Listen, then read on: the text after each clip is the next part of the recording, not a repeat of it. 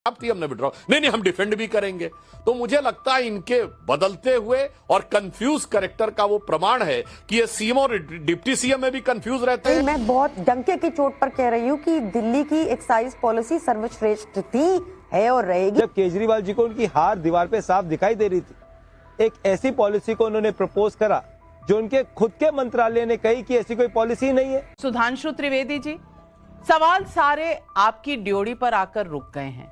आपके डोरस्टेप पर हैं सारे सवाल कि आप सिर्फ रेड करते हैं और बाकी जो काम प्रियंका कक्कड़ जी ने गिनाए वो आपके सामने हैं। जवाब दीजिए। देखिए नाविका जी, जैसे आपने कहा प्रियंका जी को ध्यान रखना चाहिए, ये चुनाव दिल्ली का है और आम आदमी पार्टी सत्ताधारी दल नहीं है।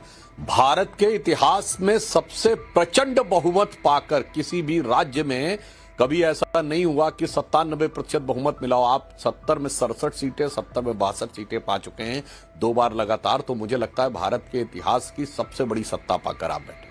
रही बात इनको लगता है कि केजरीवाल जी बार बार ये कह रहे हैं कि अब रेड होने वाली है, तब रेड होने वाली है। ये जानते हैं नाविका जी कैसे होता है, इनको क्यों लगता है। इन्होंने कहा कि मनीष सिसोदिया जी के लिए बारे में कहा था और हो गया। ये कुछ ऐसा है जैसे हम लोग स्कूल के दिनों में बोर्ड के एग्जाम होते थे जब 10th और 12th के, तो आपको पता हो कि वो नकल की जांच करने के लिए एक फ्लाइंग स्क्वाड आता था जो अचानक आ जाता था किसी भी सेंटर पे और किसी भी बच्चे की रैंडम चेकिंग कर लेता था।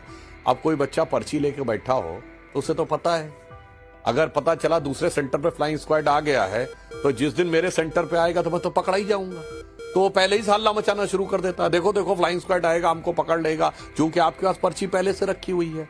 यही हुआ था। और मैं दूसरी बात कहना चाहता हूं, यदि आरोप को निराधार मानते हैं तो मुझे आज तक समझ में नहीं आया नाविका जी, ठीक एक ही आरोप में केजरीवाल जी जेल गए, ठीक एक ही आरोप में मनीष सिसोदिया जी जेल गए। मनीष सिसोदिया जी डिप्टी सीएम थे, केजरीवाल जी सीएम थे। अगर उनको लगता है उनकी नजरिए में आरोप निराधार था तो केजरीवाल जी उसी आरोप में मुख्यमंत्री का पद नहीं छोड़ेंगे और मनीष सिसोदिया जी उसी चीज के आरोप में, उसी सिलसिले में जेल जाने में मुख्यमंत्री का पद छोड़ देंगे। कृपया ये कौन सी कानून की व्याख्या की थी केजरीवाल जी ने, यह मुझे लगता है प्रियंका जी को बताना चाहिए कि ये अपने हिसाब से किस प्रकार की चीजों को घुमाकर फिराकर करने का प्रयास करते। और दूसरा, शराब का घोटाला भारत के इतिहास का इकलौता घोटाला था, जांच शुरू होते ही सरकार ने वो विड्रॉ कर ली। अरे भाई क्यों विड्रॉ कर ली पॉलिसी? अच्छा, पॉलिसी विड्रॉ कर ली तो सीधे आके टीवी पे और संसद में कहना चाहिए था वो पॉलिसी खराब थी, हमने विड्रॉ नहीं हम डिफेंड भी करेंगे। तो मुझे लगता है इनके बदलते हुए और कंफ्यूज कैरेक्टर का वो प्रमाण है कि ये सीएम और डिप्टी सीएम में भी कंफ्यूज रहते हैं, पॉलिसी लागू रहे या विड्रॉ करे उसमें भी कंफ्यूज रहते हैं, और डिफेंड करें या ना डिफेंड करें उसमें भी कंफ्यूज रहते हैं। मैं बहुत डंके की चोट पर कह रही हूँ कि दिल्ली की एक्साइज पॉलिसी सर्वश्रेष्ठ थी, है और रहेगी। यही पॉलिसी पंजाब में एज इट स्टैंड्स टुडे चल रही है। और भाजपा के जो स्टेट्स है, जैसे बीजेपी रूल्ड गुजरात है जहां नशाबंदी है, वहां 20,000 करोड़ का अवैध धंधा चलता है और इतना बड़े लार्ज स्केल पे ये धंधा बिना पॉलिटिकल संरक्षण के नहीं चल सकता। वहां पर लोग नकली शराब पीकर मर जाते हैं और ये हर साल हम हुच ट्रेजेडी हर साल होती है, हर साल हम इसको देखते हैं और फिर देखकर फिर कोई और मुद्दा आ जाता है। भाजपा के जितने भी राज्य हैं वहां पर ये क्या करते हैं पता है आपको? इन्होंने आंध्र प्रदेश में पिछले चुनाव में प्रॉमिस किया था, भाजपा को वोट दे दो, हम 50 रुपए की शराब बेचेंगे, हम 50 रुपए की शराब कर देंगे। ये ऐसी बातें करते हैं। इन्होंने कर्नाटका में पता है क्या किया जब ये सरकार चलिए एक के साथ एक फ्री तो यहाँ पर भी हो गया था प्रियंका कक्कड़ जी, लेकिन मैं सवाल पूछना चाहती हूँ, पॉलिसी अच्छी थी तो विड्रॉ क्यों हो गई? सीएजी की रिपोर्ट के तथ्य क्या हैं? इन पर कोई टिप्पणी करेगा कि नहीं करेगा? लेकिन अभिषेक दत्त जी, मैं आ रही हूँ, 30 सेकंड का समय था। अभिषेक दत्त जी, अब मुझे पहले तो ये समझा दीजिए कि दोस्ती है कि दुश्मनी है आम आदमी पार्टी के साथ, क्योंकि कभी बहरूपिया कहना, कभी सपनों का सौदागर कहना, कांग्रेस पार्टी को तय करना पड़ेगा कि वो किसके दोस्त और किसके दुश्मन है। और दूसरी तरफ सवाल ये भी है कि अगर बीजेपी उठा रही है कुछ मुद्दे तो कांग्रेस सेम मुद्दे क्यों उठा रही है अपने दोस्त के साथ, अलायंस पार्टनर के साथ, इंडिया गठबंधन के अपने घटक दल के साथ?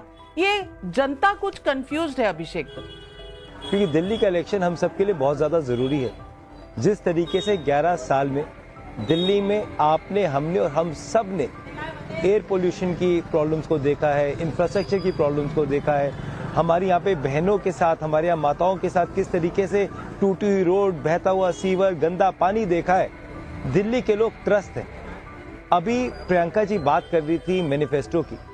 आपसे बात करते करते मैं 2015 का केजरीवाल जी का मैनिफेस्टो पढ़ रहा था और मुझे वो दिन याद है, केजरीवाल जी ने कहा था कि मैं मुख्यमंत्री बनने नहीं आया, मैं जन लोकपाल बिल पास कराने आया हूं। और जन लोकपाल बिल पास नहीं हुआ तो ऐसे कई पदों को मैं इस्तीफा देने के लिए तैयार हूं। मैं आज पूछना चाहता हूं आम आदमी पार्टी से, 2013 में इनका चुनाव का जो मोटिव था अलग था, 2015 में अलग हो गया, 2020 में अलग हो गया, और आज जब ये 2025 में चुनाव लड़ने जा रहे हैं, लाखों करोड़ों रुपए की होर्डिंग पूरी दिल्ली में इन्होंने लगाई है। किसी भी होर्डिंग में आज तक अपनी अचीवमेंट्स के बारे में केजरीवाल जी नहीं लिखते। हर होर्डिंग पे लिखा है बहनों के लिए 2100, बहनों के लिए 2100। 11 साल इनकी सरकार थी, क्या हमने मना करा था बहनों को सम्मान राशि ना दे? क्या किसी और लोगों ने मना करा था? चुनाव से मात्र 7 दिन पहले जब केजरीवाल जी को उनकी हार दीवार पे साफ दिखाई दे रही थी, एक ऐसी पॉलिसी को उन्होंने प्रपोज करा जो उनके खुद के मंत्रालय ने कही कि ऐसी कोई पॉलिसी नहीं है। आज केजरीवाल जी गवर्नेंस पे डिस्कशन क्यों नहीं करते? क्यों केजरीवाल जी नहीं बताते कि उनके खुद के मैनिफेस्टो में लिखा था कि वो 15,000 बसें दिल्ली में लेंगे? क्यों उन्होंने बसेस नहीं ली? और जो बस खरीदी उस पे भी घोटाले की जांच चल रही है। और शायद यही कारण है कि कैलाश गहलोत जी आज भारतीय जनता पार्टी में दिखाई देते हैं। आज अरविंद केजरीवाल जी को यह स्पष्ट करना पड़ेगा कि वो दिल्ली के लोगों से झूठ क्यों बोल रहे हैं। सुप्रीम कोर्ट का आदेश बहुत क्लियरली ये बताता है कि अरविंद केजरीवाल जी जब तक जांच के घेरे में है तब तक अरविंद केजरीवाल जी दिल्ली के मुख्यमंत्री कार्यालय में घुस भी नहीं सकते, किसी भी मीटिंग के वो साइन नहीं कर सकते। तो उनका चेहरा कौन है? अतिशी बहन को अगर रमेश विदुड़ी जी ने उनके लिए गलत टिप्पणी करी तो उससे गलत टिप्पणी उन्होंने खुद केजरीवाल जी ने उनको टेम्परेरी सीएम कह के कही। क्या कोई अपनी पार्टी की महिला को टेम्परेरी सीएम का दर्जा देता है? अगर वो टेम्परेरी है तो परमानेंट कौन है? क्या ये जवाब आपके आम आदमी पार्टी दे सकती है? केवल और केवल दिल्ली के लोगों को गुमराह करना, झूठ बोलना, मुद्दे भटकाना। और जो लोग केजरीवाल जी को कल तक गाली देते थे, आज मंच पे उनको सजाकर टिकट देना, ये अरविंद केजरीवाल जी का स्टाइल ऑफ पॉलिटिक्स है। और दिल्ली के लोगों ने बहुत स्पष्ट तरीके से देख लिया है कि अरविंद केजरीवाल झूठ के अलावा कुछ नहीं बोलते। और मैं आपको याद दिलाना चाहता हूँ, आप ही का चैनल था टाइम्स नाउ और 7 मिनट में उसमें लाइव था जब हमने दिल्ली का एक्साइज स्कैम को एक्सपोज करा था। उस दिन भी मैंने आपके टीवी चैनल को धन्यवाद करा था। आज फिर करना चाहता हूं कि देश के इतिहास में हमारी राजधानी में अगर किसी ने सबसे बड़ा घोटाला करा तो वो एक्साइज का घोटाला है, जिसकी जांच के अंदर स्वयं मुख्यमंत्री और साथ में उनके डिप्टी सीएम इन्वॉल्व थे। और दुख की बात यह है, यह घोटाला तब करा गया जब दिल्ली के लोग कोविड के समय मेडिकल बेड्स के लिए, मेडिसिन के लिए, इंजेक्शन, बड़ा आरोप लगा रहे हैं अभिषेक दत्त जी। बहुत बड़ा आरोप है आपका। शराब घोटाला, पहले सुधांशु त्रिवेदी, फिर अभिषेक दत्त।